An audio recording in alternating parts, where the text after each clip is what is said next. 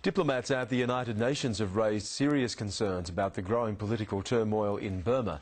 It comes amid nearly a week of protests by thousands of Buddhist monks opposed to the nation's military rule.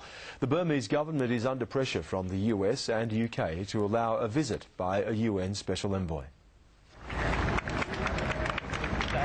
The latest display of dissent on the streets of Rangoon. Crowds gathering to support the Buddhist monks in their protest against military rule.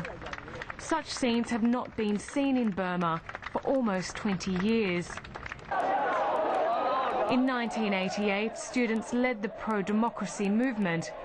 Thousands were killed in the government crackdown that followed. 20 years on, signs of restraint from the military regime. The protesting monks are a powerful statement in this devout Buddhist country. So far, they've been left largely unchallenged, although more than 100 activists have been arrested since the first rallies in August.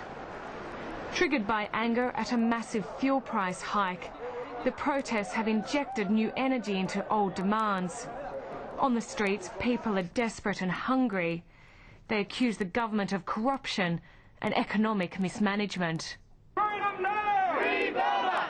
In Sydney today, a small group gathered to show their support. Amongst them is Mang Tan, a student protester in the late 80s.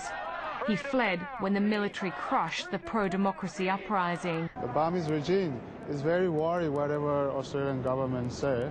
So now it's time for Australian government to join with Americans and British and other democracy to condemn the Burmese regime. The issue has raised in prominence in recent months, with the United States, UK, Indonesia and Malaysia expressing their frustration over progress towards democracy.